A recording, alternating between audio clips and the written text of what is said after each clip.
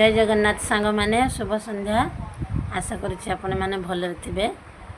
मु तो भलरे अच्छी जहाँ कौन करवा माने काली तो मोर बोलबम यात्रा थिला।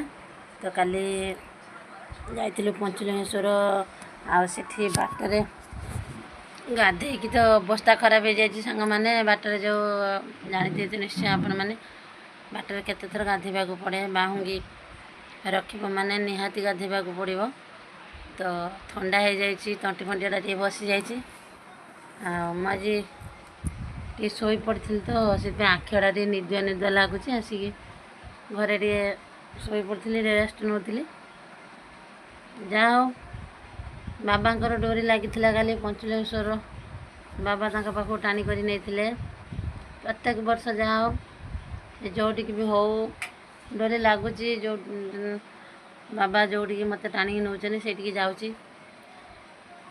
तो चालू एमती केते दिन पर्यंत बचे जा जिते दिन पर्यंत तो सेते दिन पर्यंत बाबा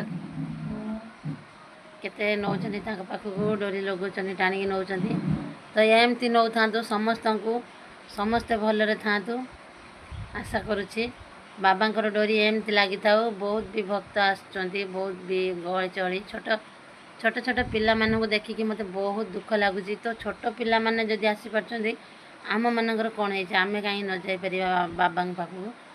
बाबा समस्त हृदय रे अछंती भक्ति रे डाकिले से मन आत्मा भीतर जदि भगवान को डाकी ना सी जमीती हेले निश्चय ता पाखक से जमीती हेले नहीं कि आमको पहुँचेब दर्शन जमीती हेले से करेब।